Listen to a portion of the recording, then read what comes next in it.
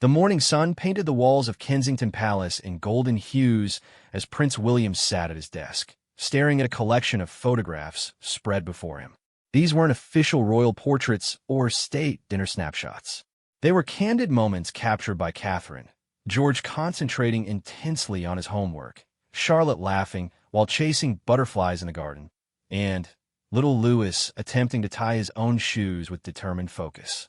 The invitation to speak about parenthood during his upcoming Brazil visit had arrived 3 weeks ago, and since then, these images had become his constant companions as he prepared for what would be the most personal public speech of his life. William reached for his morning coffee, a habit Catherine had gently teased him about since their early dating days. "You drink it like it's medicine," she would say, and perhaps that morning it was. The Brazil trip represented something entirely different from the ceremonial visits and charitable functions that filled his royal calendar. This time, he wouldn't be cutting ribbons or unveiling plaques. Instead, he would be sharing the intimate struggles and profound joys of raising 3 young children while preparing them for lives that would forever be lived under public scrutiny. The idea had originated from Dr. Maria Santos, a Brazilian child psychologist who had written to Kensington Palace 6 months earlier. Her letter, written in careful English with occasional Portuguese phrases, had struck something deep within William. Dr. Santos worked in the favelas of Rio de Janeiro, helping families navigate the complex challenges of raising children in environments marked by poverty, violence, and limited opportunities.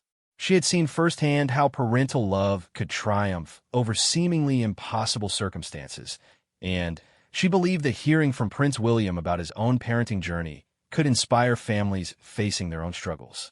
"Your Royal Highness," her letter had read, "I have spent 15 years working with families who love their children as deeply as any parent in the world, yet they face challenges that would break the strongest hearts.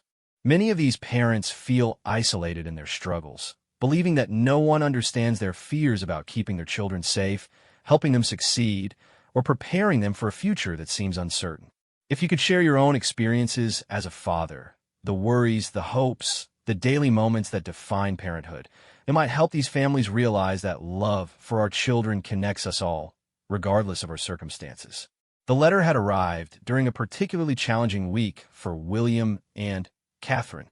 George had been struggling with the increasing attention from photographers during school pickup, often asking why strangers wanted to take his picture all the time.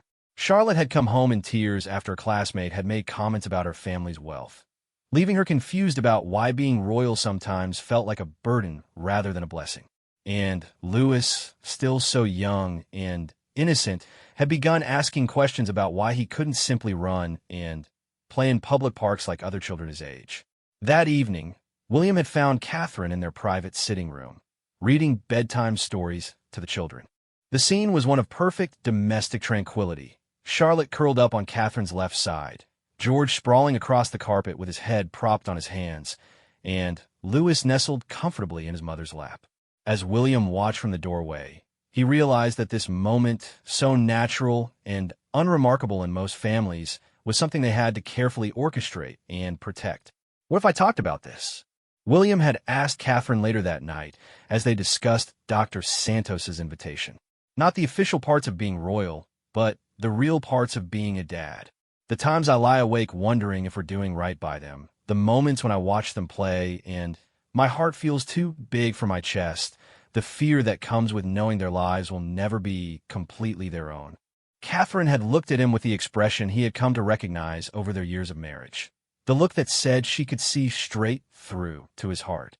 "You mean talking about how you spent an hour last week teaching George to ride his bike, but you were more nervous than he was because you knew photographers might be hiding in the bushes?" "Exactly that," William had replied.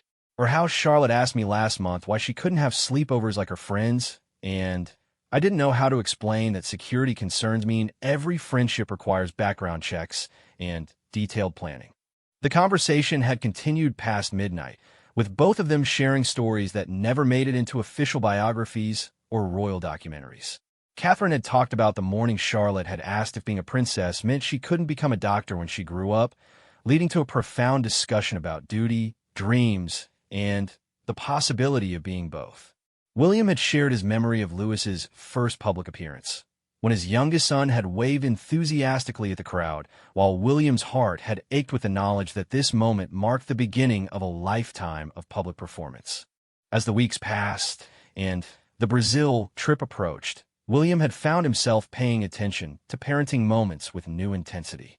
He noticed how he automatically scanned every public space for potential threats, how he and Catherine communicated in subtle glances when the children were becoming overwhelmed by attention, and how they had developed elaborate systems for maintaining normal family routines despite extraordinary circumstances. One particular evening had crystallized his decision to accept Dr. Santos's invitation. The family had been enjoying a quiet dinner when Charlotte had suddenly announced, "I wish we were just a normal family sometimes." The statement had hung in the air like a physical presence, and William had realized that his 8-year-old daughter was already grappling with questions about identity, duty, and belonging that most adults never faced. "What would make us more normal?" Catherine had asked gently, and Charlotte had responded with devastating simplicity. "Maybe if Daddy didn't have to go to work in castles, and people didn't take pictures of us eating ice cream." That night, after tucking the children into bed with extra hugs and stories, William had begun writing notes for his Brazil speech. But instead of focusing on policy initiatives or charitable programs, he found himself writing about the weight of Charlotte's words, the complexity of George's questions about his future role, and the precious innocence in Louis's eyes that he desperately wanted to protect for as long as possible. The flight to Brazil was scheduled for the following week, and William's private secretary had prepared the usual briefing materials, information about local customs, political sensitivities, and protocol requirements. But William found himself more interested in the personal stories Dr. Santos had shared about the families he would meet. There was Rosa, a single mother of 3 who worked 2 jobs to keep her children in school while dreaming of their futures. There was João, a father who had lost his own parents young and was determined to break cycles of poverty through education and hard work. And there was 8-year-old Miguel, the boy with the crumpled photograph, whose grandmother had taught him that love was the most powerful force in any family, regardless of wealth or status. As William prepared for sleep that final night before departure, he thought about the speech he would give in 3 days. It wouldn't be delivered from behind a podium in a formal palace setting. Instead, he would speak in a community center in Sao Paulo, surrounded by parents who understood that raising children required courage, hope, and an endless capacity for love. He would talk about the moments that defined parenthood for him. The first time George had fallen off his bike and looked to his father for comfort rather than a security detail. The afternoon Charlotte had explained her latest scientific theory with such passion that protocol melted away, and the evening Louis had fallen asleep in his arms after a bedtime story, completely trusting and utterly content. The photographs on his desk seemed to glow in the lamplight as William prepared for bed. Tomorrow, he would board a plane that would carry him across an ocean to share these stories with families who faced challenges he could barely imagine. But tonight, he was simply a father who loved his children deeply and was learning that this love was both his greatest strength and his most profound vulnerability. In his final notes for the speech, William had written a line that captured everything he hoped to communicate. Being a parent teaches you that love isn't something you feel, it's something you do every single day in small moments and big decisions, regardless of whether anyone is watching or taking pictures. As he turned off the light and settled into sleep, he knew that in 3 days he would speak these words to an audience that would understand them completely, because they live them every day in their own extraordinary, ordinary lives. The wheels of the RAF Voyager touched down at Sao Paulo International Airport under a blazing afternoon sun that seemed to embrace Prince William as he stepped onto Brazilian soil. The humidity hit him immediately, a stark contrast to the crisp October air he had left behind in London just hours before. But it wasn't the weather that caught his attention as he descended the aircraft steps. It was the sight of Dr. Maria Santos standing among the official greeting party, her warm smile radiating the same energy that had come through in her letter months earlier. Dr. Santos was smaller in person than William had imagined, with silver-streaked hair pulled back in a practical bun, and eyes that seemed to hold decades of wisdom earned through working with families in Brazil's most challenging communities. When she stepped forward to greet him, her handshake was firm and confident, and her first words immediately set a tone that was both respectful and refreshingly direct. "Your Royal Highness, welcome to Brazil. I must tell you, the families we will meet tomorrow are more nervous than you are, which is saying something, because I can see the worry in your eyes," she said with a gentle laugh that instantly put William at ease. As they traveled from the airport toward the city center, Dr. Santos began painting a picture of the families William would encounter during his visit. These weren't carefully selected representatives chosen for their photogenic qualities or inspirational stories.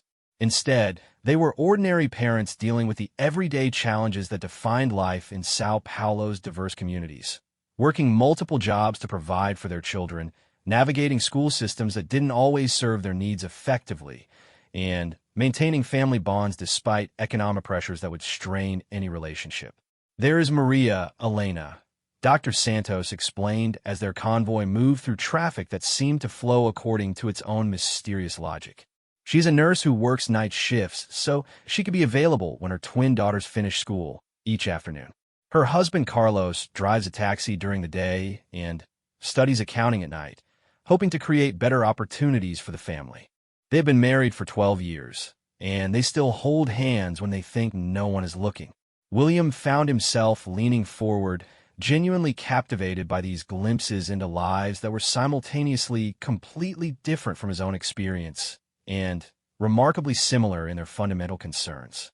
"What keeps them awake at night?" he asked, and Dr. Santos smiled as if she had been hoping for exactly this question. "The same things that keep you awake, I imagine. Maria Elena worries that her daughters will inherit her struggles instead of her dreams. Carlos fears that working so much means he's missing important moments in their childhood. They both lie in bed sometimes and wonder if love and effort will be enough to give their children the futures they deserve." The hotel where William would stay was elegant, but not ostentatious, chosen specifically because Dr. Santos had insisted that his accommodation should reflect respect for his position without creating an insurmountable barrier between him and the families he had come to meet. That evening, as William reviewed his speech notes one final time, he found himself thinking less about the words he had prepared and more about the parents he would encounter the following day. His phone buzzed with a text message from Catherine. "George asked me to tell you that he hopes the children in Brazil like hearing about dads as much as he likes hearing your bedtime stories. Charlotte wants to know if you're going to tell them about the time you got lost in the palace gardens. Louis says to remember that hugs work in any language. We love you." The message made William laugh out loud, something that surprised his security detail positioned discreetly nearby. He quickly typed back, "Tell them I love them too, and that Charlotte's right. Some stories really are universal.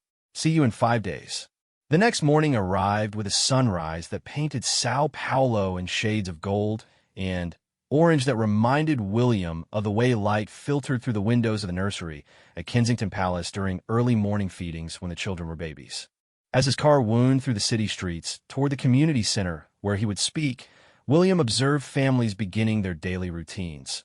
Parents walking children to school, mothers carrying infants while managing older siblings, fathers heading to work with lunch bags packed by loving hands. At a traffic light, William noticed a young father teaching his son to tie his shoes on a bus stop bench. The boy, who couldn't have been more than 5, was struggling with the laces while his father offered gentle encouragement and patient instruction. The scene lasted only moments before the light changed, but it stayed with William as a perfect example of the universal nature of parenting, the endless small acts of love and guidance that shape children's lives regardless of economic circumstances or social status. The community center was a modest building that had been transformed for the occasion with careful attention to creating an atmosphere of warmth rather than formality. Dr. Santos had worked with local families to arrange the space so that William would speak from the center of the room rather than from a distant podium, surrounded by parents sitting in comfortable clusters that encourage conversation and connection. As families began arriving, William was struck by the obvious care they had taken in preparing for this meeting. Parents had dressed in their finest clothes while ensuring their children were comfortable and clean. He watched as mothers adjusted their children's shirts and fathers smoothed down cowlicks with loving precision. These were families who understood the significance of the moment while maintaining their natural dignity and warmth. Rosa Martinez was among the first to arrive with her 3 children, 10-year-old Ana, 7-year-old Pedro, and 4-year-old Isabella. Rosa worked as a cleaning woman in an office building downtown and as a weekend cashier at a local grocery store, but she carried herself with the poise of someone who knew her worth wasn't determined by her job titles. Her children stayed close to her side, polite but curious, taking in the unusual circumstances with the adaptability that children display when they trust their parents to guide them through new experiences. João Silva arrived shortly afterward with his 2 sons, Manuel and Gabriel. João's calloused hands spoke of years of construction work, but his gentle interaction with his boys revealed the tenderness that defined his approach to fatherhood. William watched as João quietly encouraged his sons to observe the room and the other families, using the moment as an informal lesson in social awareness and cultural respect. But it was 8-year-old Miguel Santos who captured William's attention most completely. The boy arrived with his grandmother Elena, a woman whose lined face told stories of decades spent raising children and grandchildren with limited resources but unlimited love. Miguel still carried his crumpled photograph of the royal family, now carefully reinforced with tape where it had begun to tear from being handled so frequently. When Dr. Santos introduced William to Miguel and his grandmother, the boy looked up at the prince with eyes that held curiosity rather than intimidation. "My grandmother says you worry about your children just like she worries about me," Miguel said in careful English he had been practicing for weeks. William knelt to meet Miguel at eye level, a gesture that had become natural to him through years of interacting with his own children. "Your grandmother is very wise. I do worry about my children, probably too much sometimes. Do you think that's what dads are supposed to do?" Miguel considered this question with the seriousness that children bring to conversations they recognize as important. "I think maybe worrying is how we know someone loves us. My grandmother worries about everything. If I eat enough, if I study hard, if I'm happy. But it doesn't feel bad because I know she does it because she loves me." The exchange lasted only a few minutes, but it crystallized something essential for William about the conversation he was about to have with the assembled families. This wouldn't be about royal duties or charitable initiatives. Instead, it would be an honest exploration of the fears, hopes, and daily experiences that define parenthood across all boundaries of class, culture, and circumstance. As more families filled the room, William found himself observing the subtle ways parents protected and guided their children. He noticed how mothers positioned themselves between their children and any potential overwhelming stimuli, how fathers used gentle touches and quiet words to provide reassurance, and how siblings naturally looked after each other with an instinctive understanding of family loyalty. Dr. Santos had arranged for the session to begin with families sharing their own stories before William spoke, creating an atmosphere of mutual exchange rather than one-way communication. As the first parent stood to speak about their experiences raising children in Sao Paulo, William realized he was about to participate in something unprecedented in his royal experience. A genuine conversation about the universal challenges and joys of parenthood, conducted with families who had never had the luxury of palace walls or security details, but who understood love, sacrifice, and hope as deeply as any parent in the world. The afternoon sun streaming through the community center windows illuminated faces that reflected the full spectrum of human experience. Exhaustion from long work hours mixed with joy from children's achievements, worry about uncertain futures balanced by faith in family bonds, and the particular expression of protective love that appears in parents' eyes when they watch their children navigate new situations. William settled into his chair among these families, understanding that he was about to participate in one of the most important conversations of his life. Rosa Martinez was the first parent to stand and share her story, and her voice carried the quiet strength of someone who had learned to find hope in the smallest victories.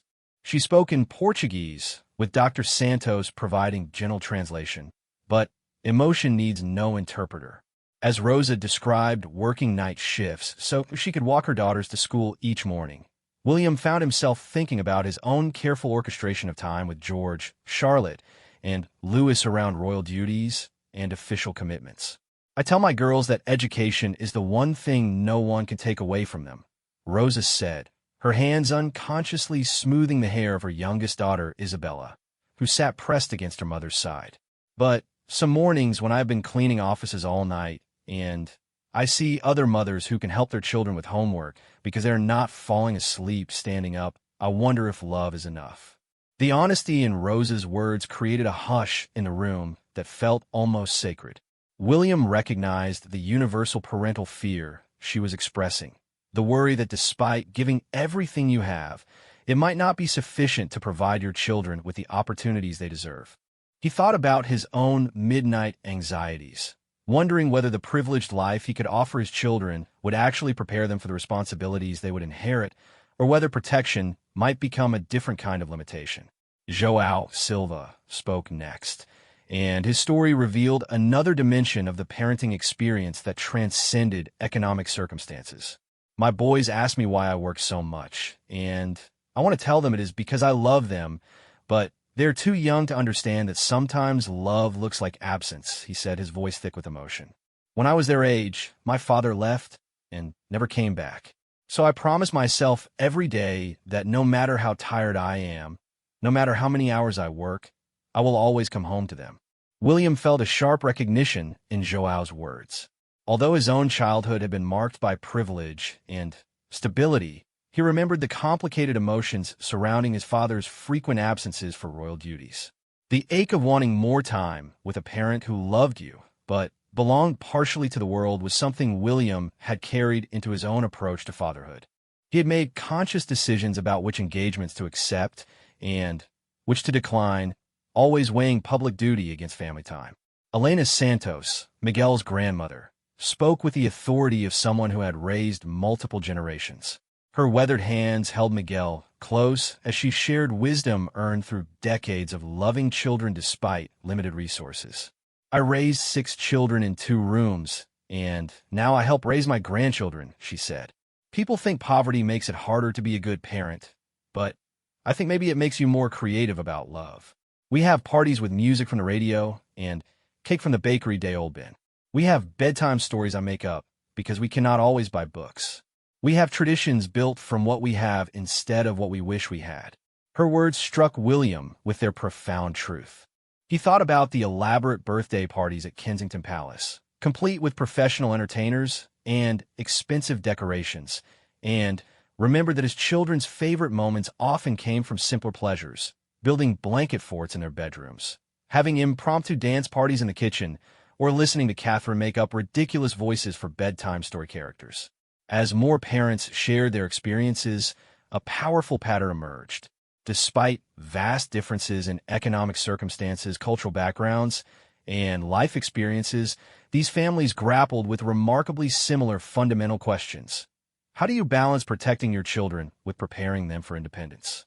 How do you maintain family connections when work and financial pressures demand so much time and energy?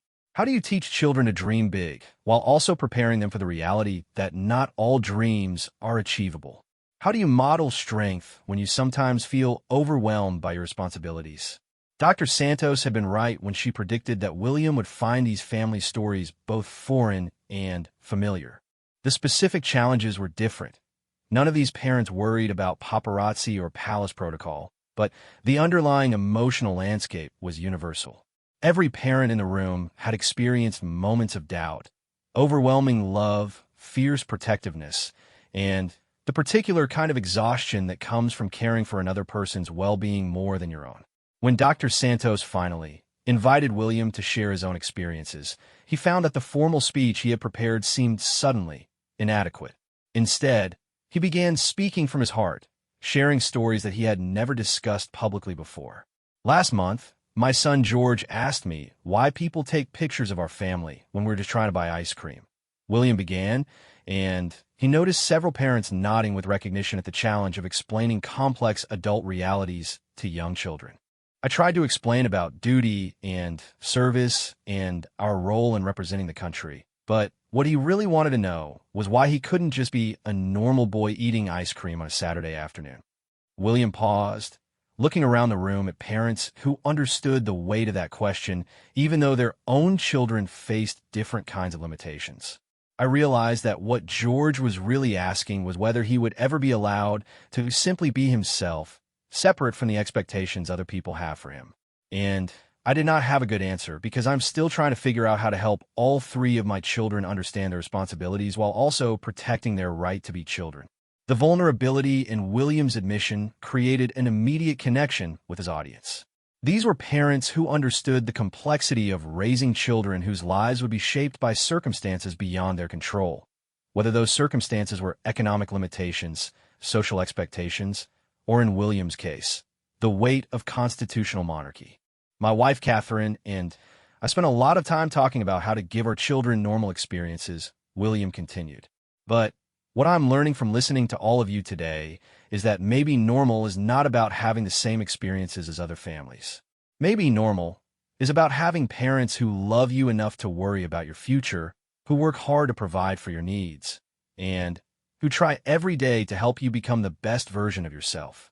Maria Elena, Rose's oldest daughter, raised her hand with the careful politeness of a well-mannered 10-year-old. "Your Highness, do your children know they are lucky?" she asked, and the directness of her question created a moment of profound silence. William considered the question seriously, recognizing the wisdom behind its simplicity. "I think they are beginning to understand that they have advantages many children do not have," he said. "But what I want them to really understand is that being lucky means you have a responsibility to use your advantages to help other people. Just like your mother works extra jobs to help you, and your sisters have better opportunities, my children will need to use their position to try to make life better for families like yours." The conversation continued for another hour, with parents and children asking questions that revealed their genuine curiosity about royal family life, while sharing insights that helped William see his own parenting challenges from new perspectives. Miguel's grandmother Elena asked whether royal children ever got in trouble for normal childhood behavior, leading William to share stories about timeouts and consequences that made the assembled families laugh with recognition. Joao wanted to know how William balanced teaching his children about their privileges while also helping them understand the value of hard work. This led to a discussion about age-appropriate chores and the importance of children contributing to family life regardless of economic circumstances. William found himself taking mental notes about creative approaches these families used to teach responsibility and work ethic. But perhaps the most moving moment came when 4-year-old Isabella, Rose's youngest daughter, approached William with the fearless curiosity of a preschooler. "Do you sing songs to your babies when they are sad?" she asked, and William's response revealed something essential about the universality of parenting instincts. "Yes, I do," William said, kneeling to meet Isabella at her eye level. "Would you like to know a secret? Sometimes I make up silly songs about whatever is making them upset. Last week, my youngest son Louis was crying because he could not find his favorite toy truck, so I sang a song about brave trucks going on adventures and always finding their way home." Isabella giggled and whispered conspiratorially, "My mama sings about my dolls when I lose them. She says they go visit their doll friends, but they always come back because they love me too much to stay away." The exchange crystallized something profound about the afternoon's conversation. Despite the vast differences in their circumstances, William and these Brazilian families shared the same fundamental instincts about loving and protecting children. They all use creativity, humor, and tenderness to help their children navigate disappointment. They all worried about providing enough guidance without being overprotective. They all experienced moments of overwhelming love that made their chests feel too small to contain their feelings. As the formal session drew to a close, Dr. Santos invited families to share one final thought about what parenthood meant to them. The responses created a tapestry of wisdom that William knew he would carry with him long after returning to London. Parents spoke about the privilege of watching children discover the world, the responsibility of modeling courage and kindness, and the daily choice to hope for their children's futures despite uncertainty about what those futures might hold. When it was William's turn to offer final thoughts, he found himself speaking words that came directly from his heart. "Today has taught me that being a parent is the most important job any of us will ever have, regardless of what other titles we might carry. Thank you for reminding me that love for our children is the force that connects all families everywhere. The morning after the community center discussion found William walking through the narrow streets of Cidade Tiradentes, one of Sao Paulo's largest housing complexes, with Miguel Santos and his grandmother Elena as his guides. This had not been part of his official schedule, but Dr. Santos had suggested that seeing how families live their daily lives might provide William with deeper insights into the realities behind the stories he had heard the previous day. Miguel had been chosen as William's guide partly because of his articulate English, but mostly because his grandmother Elena possessed the kind of wisdom that comes from raising children through decades of social and economic change.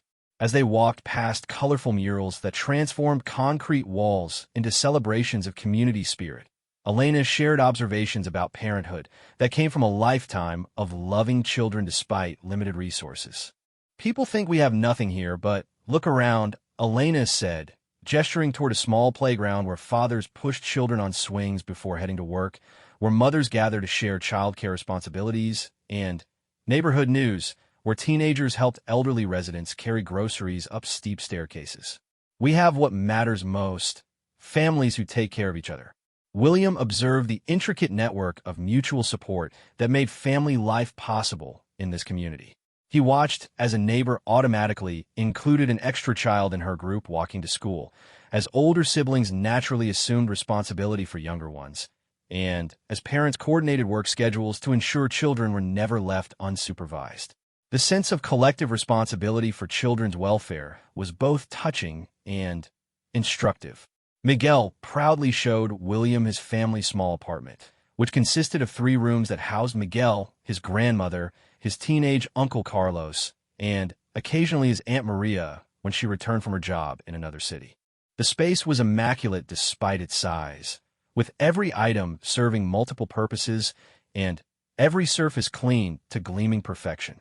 Elena had clearly spent hours preparing for this visit, but William could see that this level of care was maintained daily, not just for special occasions. The walls were covered with Miguel's school certificates, family photographs, and religious imagery that spoke to Elena's faith in both education and divine providence as pathways to better futures for her grandchildren. Miguel's bed doubled as a study space during the day, with his homework materials organized in a cardboard box that served as his desk. His few toys were arranged with the kind of careful attention that comes when each possession is precious. "This is where I do my homework," Miguel explained, demonstrating how he transformed his sleeping area into a workspace each afternoon. "Grandma Elena sits here and helps me with my reading, and Uncle Carlos helps with mathematics when he comes home from his mechanic job." William found himself deeply moved by the resourcefulness and dedication evident in this simple explanation. The family had created an effective learning environment despite space constraints that would challenge any family. More importantly, they had established routines that ensured Miguel received educational support despite the economic pressures that required multiple family members to work various jobs and schedules. Elena invited William to join them for a simple lunch of rice, beans, and grilled chicken prepared on a small stovetop that served as the family's entire kitchen.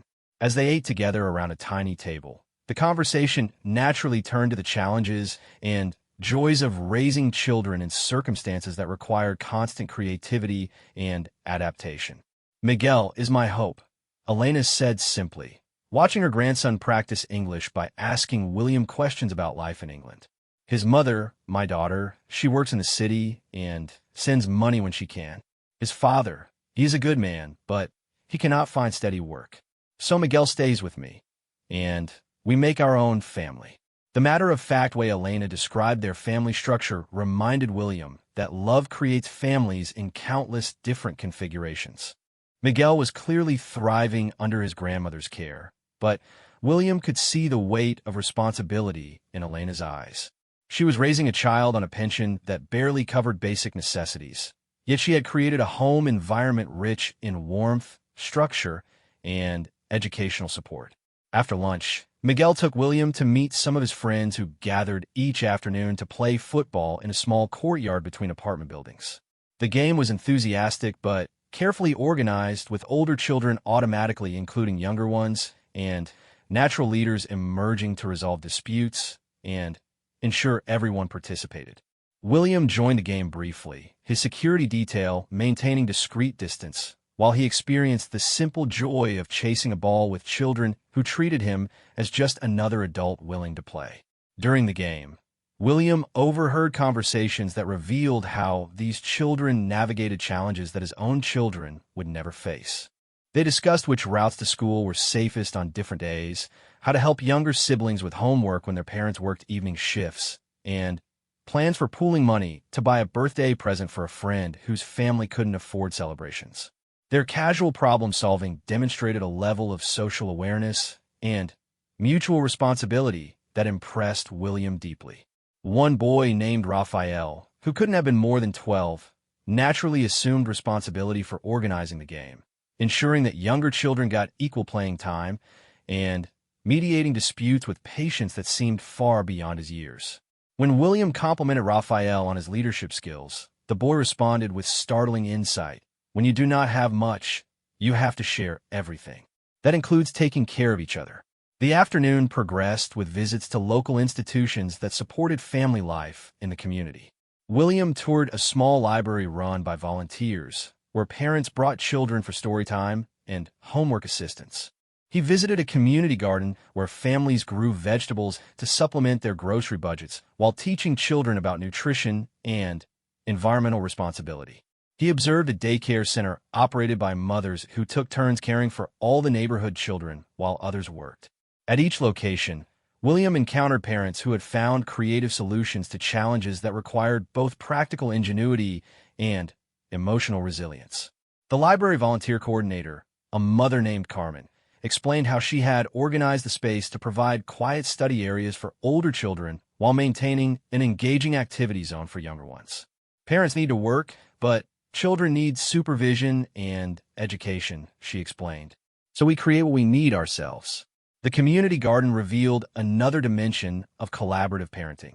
William watched as fathers who worked construction jobs during the week spent their Saturday mornings teaching children about planting, watering, and harvesting, while mothers organized cooking lessons that turned the fresh produce into nutritious family meals. The garden served multiple purposes, providing fresh food, creating educational opportunities, and offering a safe outdoor space where families could spend time together. But perhaps the most profound moment of the day came when William visited the small apartment of the Oliveira family, where he met Anna, a single mother raising 2 young daughters while caring for her elderly mother. Anna worked as a street vendor selling handmade jewelry, often taking her daughters with her when childcare arrangements fell through. Despite these challenges, her apartment was filled with evidence of a rich family life. Children's artwork covering the refrigerator, books borrowed from the community library stacked on every surface, and photographs documenting birthday parties, school achievements, and family celebrations. Anna's older daughter, 8-year-old Lucia, had prepared a presentation about her family for William's visit.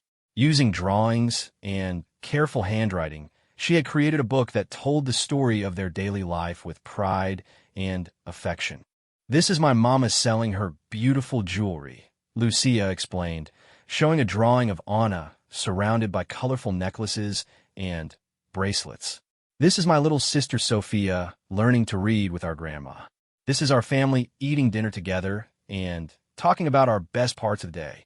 The presentation continued with drawings that depicted family traditions maintained despite economic constraints, celebrations improvised with homemade decorations, educational trips to free museums and parks, and quiet moments of affection that cost nothing, but meant everything. Lucia's pride in her family was evident in every carefully drawn figure and lovingly written caption. "What I want Prince William to know," Lucia concluded her presentation with startling eloquence, "is that we are happy. We do not have everything we want, but we have what we need most. We have each other, and we take care of each other, and we believe in each other's dreams." The simplicity and wisdom of Lucia's words stayed with William as the afternoon concluded. Walking back through the community streets as evening approached, he observed families gathering for dinner. children completing homework at kitchen tables, and parents sharing the small victories and challenges that defined their daily lives. The scene was simultaneously ordinary and extraordinary. Ordinary in its display of universal family routines, extraordinary in its demonstration of love's ability to create abundance despite material limitations. Miguel and Elena accompanied William back to where his car waited, and their farewell conversation captured the mutual impact of the day's experiences. "Thank you for showing me your home," William said to Miguel. "I will remember everything you taught me about family and friendship." Miguel responded with the serious consideration he brought to important conversations. "Will you tell your children about us? Will you tell them that children here love their families just like they love theirs?" William knelt to meet Miguel's gaze directly, understanding the profound request behind the simple question. "Yes, I will tell them. And I will tell them that love makes all families special, no matter where they live or what they have." As William's car pulled away from Cidade Tiradentes, he carried with him not just memories of the day's experiences, but a transformed understanding of what it means to be a parent. The families he had met faced challenges he could barely imagine, yet they had created homes filled with love, structure, and hope. Their children were growing up with resilience, compassion, and strong family bonds that would serve them throughout their lives. The final day of William's Brazil visit began with an unexpected phone call that would transform his remaining hours in São Paulo from a formal conclusion to a deeply personal revelation about the power of parental love to transcend any barrier. Dr. Santos called William's hotel room at 7 in the morning with urgency in her voice that immediately commanded his attention.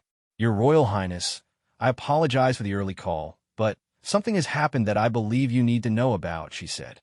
Miguel's grandmother, Elena, suffered a heart attack during the night. She is stable now, but Miguel is very frightened. He asked specifically if you might visit her in the hospital. "I know this was not part of your schedule, but..." "Of course," William interrupted without hesitation. "Which hospital? How soon can we be there?" The drive to hospital, São Paulo, gave William time to reflect on how profoundly this family had affected him during his brief visit. Elena Santos represented everything he had come to admire about Brazilian families. Their resilience in facing challenges, their creativity in building loving homes despite limited resources, and their unwavering commitment to the next generation's welfare. The thought of 8-year-old Miguel facing his grandmother's medical crisis brought back William's own childhood memories of losing his mother, and the particular vulnerability that comes when a child realizes that the adults they depend on are not invincible. The hospital's pediatric waiting area was filled with families dealing with their own medical emergencies, but Miguel was easy to spot. He sat in a plastic chair that was too big for him, still wearing the clothes he had put on for school the previous morning, clutching his crumpled photograph of the royal family with hands that trembled slightly from exhaustion and worry. His uncle Carlos sat beside him, one protective arm around Miguel's shoulders, speaking quietly in Portuguese while trying to manage his own obvious anxiety about Elena's condition. When Miguel saw William approaching, his face transformed with relief that was both heartbreaking and touching. He jumped up from his chair and ran toward the prince with the unself-conscious emotion of a child who had found an unexpected source of comfort during a frightening experience. "She cannot breathe very well," Miguel told William immediately, his English careful but clear despite his emotional state. "The doctors say she will be okay, but she looks very small in the big bed, and she cannot talk very much because of the tubes." William knelt to Miguel's eye level, recognizing in the boy's words the universal experience of children confronting a beloved adult's vulnerability for the first time. "That must be very scary for you," William said gently. "When someone we love is sick, it makes us feel worried and sad, even when the doctors say they will get better. I keep thinking about what would happen to me if she..." Miguel began, then stopped, unable to voice his deepest fear. William understood immediately. Elena was Miguel's primary caretaker, the stable presence in a family structure that included working parents and relatives with their own responsibilities. The possibility of losing her represented not just emotional devastation, but practical uncertainty about Miguel's future care and security. William spent several minutes simply listening as Miguel shared his fears, his love for his grandmother, and his confusion about the adult world's sudden unpredictability. Carlos provided gentle translation when Miguel's English reached its limits, but mostly the conversation flowed in the universal language of comfort that adults offer children during difficult times. William found himself drawing on his own experience of childhood loss while being careful not to project his particular grief onto Miguel's different, but equally valid fears. When hospital staff indicated that Elena was awake and asking for visitors, William asked Miguel if he would like company during his visit with his grandmother. Miguel nodded eagerly, taking William's hand with a natural trust that children extend to adults who have shown them genuine kindness and attention. Elena's hospital room was small and filled with the beeping machines and antiseptic smell that characterized medical facilities worldwide, but her presence dominated the space despite her physical fragility. Even with oxygen tubes and monitoring equipment, her eyes held the same warmth and wisdom that had impressed William during their previous conversations. When she saw William enter with Miguel, her face lit up with joy that temporarily overshadowed her obvious discomfort. "Your Royal Highness," she whispered in accented English, "you did not need to come here. This is not a place for princes. This is exactly the place for someone who cares about Miguel and—" William replied, moving a chair close to her bedside so they could talk comfortably. "How are you feeling?" Elena's response revealed the particular way that serious illness can strip away social pretenses and create space for profound honesty. "I am afraid," she admitted. "Not of dying. I have lived a full life. But I am afraid for Miguel. If something happens to me, where will he go? His mother tries, but her work keeps her away. His father is a good man, but he struggles to take care of himself. Miguel needs someone who can give him structure, help with school, make sure he grows up with values." The conversation that followed was unlike any William had experienced during his royal duties. Elena spoke with the urgency of someone who might not have many more opportunities to advocate for her grandson's welfare. She described Miguel's academic potential, his need for consistent educational support, and his remarkable emotional intelligence that allowed him to thrive despite family instability. She talked about her fears that Miguel might fall through social service cracks if she were no longer able to care for him. But more than discussing practical concerns, Elena shared insights about Miguel that revealed her deep understanding of child development and family dynamics. Miguel is old enough to understand that our family is different from families with more money, but he is not old enough to understand that different does not mean less valuable, she explained. "I've tried to teach him that love and education can overcome poverty, but he needs to see examples of people who have succeeded despite starting with very little." William listened with the attention he typically reserved for briefings about constitutional matters, understanding that Elena was sharing information that could profoundly impact Miguel's future development. When she asked about educational opportunities for children like Miguel, William found himself thinking not just about existing charitable programs, but about systemic approaches to ensuring that children with academic potential receive support regardless of their family's economic circumstances. Miguel had remained quietly beside his grandmother's bed during most of this conversation, but he contributed observations that revealed his own processing of the adult concerns surrounding his future. "I told Grandma Elena that maybe if something happens to her, I could live with the Oliveira family, because Anna treats all children like they are her own children," he said. "Or maybe I could stay with Uncle Carlos if he finds a bigger apartment." The practical problem-solving in Miguel's suggestions demonstrated both his maturity and his security in knowing that multiple adults cared about his welfare. But William also heard the underlying anxiety of a child trying to control circumstances beyond his influence. The conversation reminded William of his own childhood efforts to manage family dynamics that were actually determined by forces much larger than his understanding or control. Dr. Santos arrived as visiting hours were concluding, bringing with her a folder of information about Miguel's academic performance and family situation. She had spent the morning coordinating with social services, Miguel's school, and various family members to ensure that contingency plans were in place regardless of Elena's recovery timeline. Her efficiency was impressive, but William could see the emotional weight she carried in working with families where medical emergencies often created cascading crises affecting children's stability. As they prepared to leave Elena's room, she asked William for a private moment. Speaking in a voice that required him to lean close to hear clearly, she made a request that surprised him with its directness and wisdom.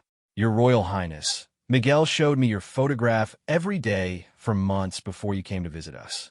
You represent something important to him, the idea that people can care about children they have never met. When you return to England, will you remember that Miguel exists?